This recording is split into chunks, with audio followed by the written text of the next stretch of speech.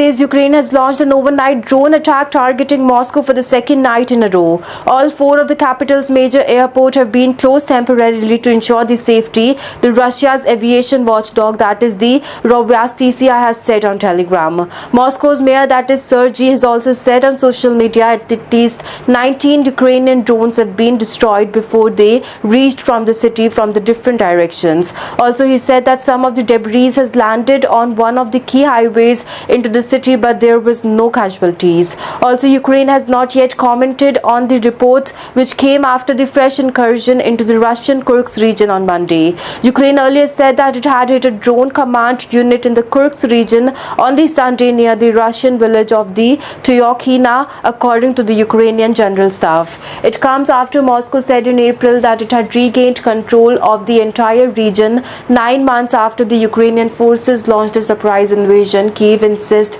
it still has soldiers operating across the border. Also in the Kursk, Russian official reported an electrical substation in the town of the Rilsk lost power on the Monday after being damaged in an attack by the Ukraine.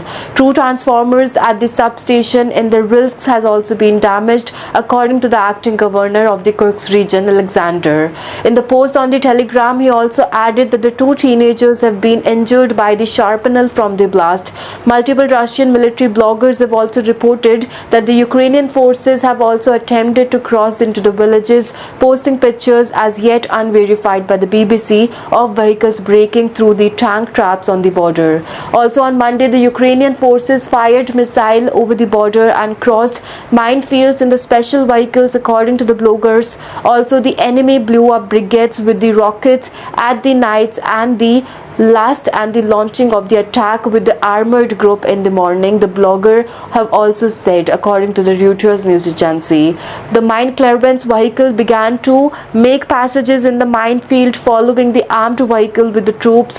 This is a heavy battling site and going on the border. In a statement on Monday, the Ukraine said that 9 months after the start of the Kursk operation, Ukraine's defense forces maintain a healthy and a military presence on the territory of the Russia's Kursk region.